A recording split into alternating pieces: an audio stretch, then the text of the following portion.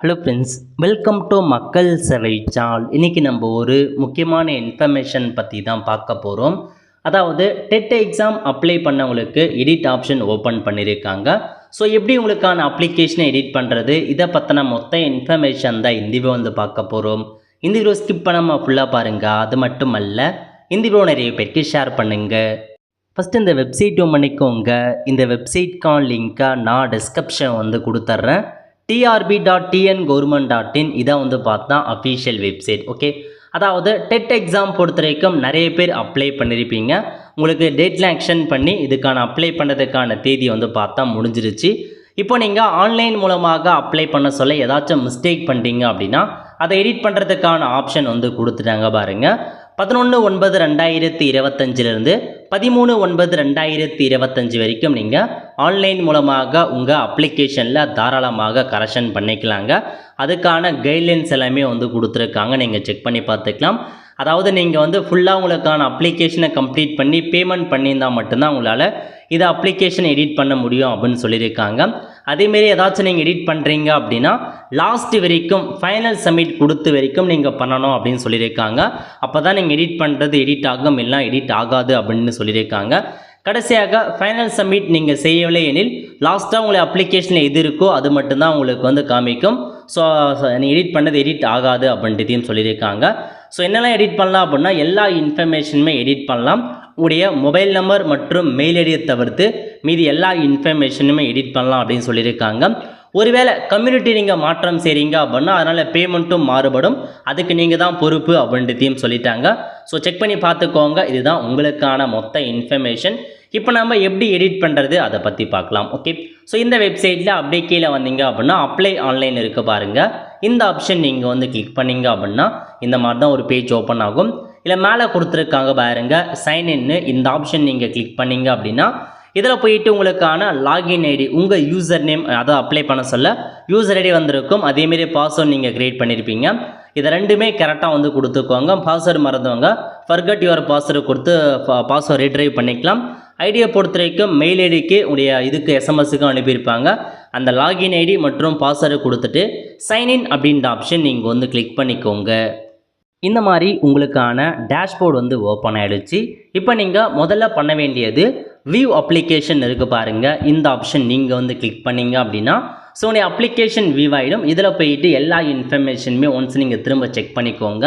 So நீங்கள் கொடுத்த language, எந்த லாங்குவேஜுக்கு அப்ளை பண்ணீங்க, எந்த சப்ஜெக்ட்டுக்கு அப்ளை பண்ணீங்க, அதேமாரி உங்கள் பெயராக இருக்கட்டும், டேட் ஆஃப் பர்த்தாக இருக்கட்டும், எல்லாமே கரெக்டாக இருக்கா, கம்யூனிட்டிக்கான டீட்டெயில்ஸ் கரெக்டாக இருக்கான்னு செக் பண்ணுங்கள்.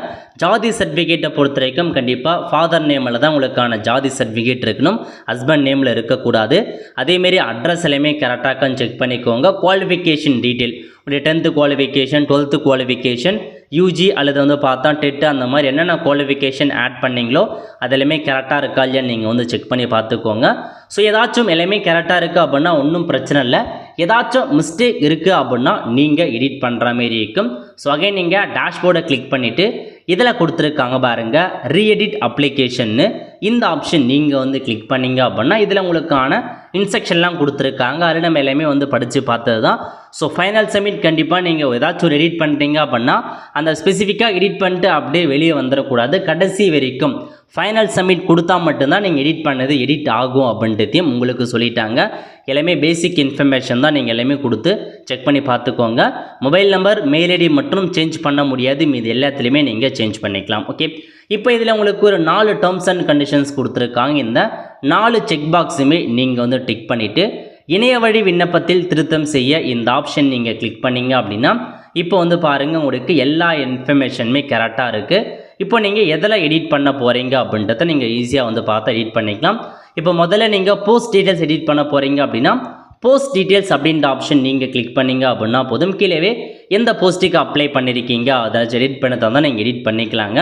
இதேமாரி தான் வேறு, அதாவது அப்ளிகேண்ட் டீட்டெயில் எடிட் பண்ண போகிறீங்க, உங்கள் நேம் எடிட் பண்ண போகிறீங்க அப்படின்னா நீங்கள் எடிட் பண்ணிக்கலாம்.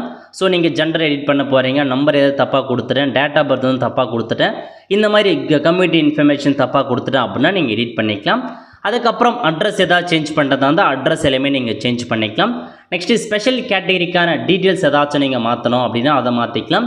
எஜுகேஷன் குவாலிஃபிகேஷன் ஏதாச்சும் மிஸ்டேக் இருக்குது, நான் வந்து பார்த்தா குவாலிஃபிகேஷனில் மிஸ்டேக் பண்ணியிருக்கேன், கொடுத்தல ஏதாச்சும் மிஸ்டேக் இருக்குன்னா அதை நீங்கள் எடிட் பண்ணிக்கலாம். நெக்ஸ்ட் வந்து பாருங்கள் எக்ஸாம் சென்டராக இருக்கட்டும், இதில் ஏதாச்சும் மிஸ்டேக் பண்ணியிருக்கீங்க. அப்புறம் டாக்குமெண்ட்டில் கூட இதை நீங்கள் வந்து வியூ பண்ணி பார்த்துக்கோங்க. நீங்கள் அப்லோட் பண்ண டாக்குமெண்ட்ஸ் எல்லாமே கரெக்டாக இருக்கான்னு ஒன்ஸு வியூ கொடுத்து வியூ பண்ணி பார்த்துக்கோங்க. ஏதாச்சும் மிஸ்டேக் இருக்குது அப்படின்னா நீங்கள் சூஸ் டாக்குமெண்ட் கொடுத்து திரும்ப நீங்கள் வந்து பார்த்தா டாக்குமெண்ட்டை இந்த மாதிரி நீங்கள் ஃபுல்லாக வந்து பண்ணிக்கலாம். ஓகே, எல்லாத்தையுமே ஃபைனலாக நீங்கள் எடிட் பண்ணிட்டு ப்ரிவ்யூ அண்ட் கன்ஃபர்மேஷன் பேஜ் கொடுத்து ஃபைனல் சப்மிட் பண்ணால் மட்டும்தான் உங்களுக்கு அப்ளிகேஷன் வந்து பார்த்தா சப்மிட் ஆகுங்க. அதை நோட் பண்ணிக்கோங்க. நீங்கள் எடிட் பண்ணுறதுக்கு பேமெண்ட்லாம் வந்து பண்ண வேண்டிய அவசியம் இருக்காது, அப்படியே நீங்கள் எடிட் பண்ணிக்கலாம். ஸோ இன்ஃபர்மேஷன்ஸ் எல்லாமே தெளிவாக நீங்கள் வந்து கொடுத்துட்டு எடிட் வந்து பண்ண பாருங்கள். ஸோ இந்த மாதிரி ஏதாச்சும் நீங்கள் கண்டினியூ டு ரீட் காமிக்குது அப்படின்னா நீங்கள் ஃபைனலாக சப்மிட் கொடுத்துருக்க மாட்டீங்க. கடைசி வரைக்கும் உங்களுக்கான அப்ளிகேஷன் ஃபைனல் சப்மிட் கொடுத்தா மட்டும்தான் உங்களுக்கு வந்து இந்த மாதிரி காமிக்கும். ஸோ செக் பண்ணி பார்த்துட்டு ஏதாச்சும் மிஸ்டேக் இருக்குது அப்படின்னா எடிட் பண்ணிக்கோங்க. கடைசியாக ஒரு வாய்ப்பு வழங்கியிருக்காங்க. ஸோ நீங்கள் எடிட் பண்ணுறதுக்கான கடைசி தேதியும் வந்து கொடுத்துருக்காங்க 13/9/2025. ஒரு 4 days தான் டைம் கொடுத்துருக்காங்க. எடிட் பண்ணுறவங்க எடிட் பண்ணிக்கோங்க, கடைசி வாய்ப்பை வழங்குறாங்க.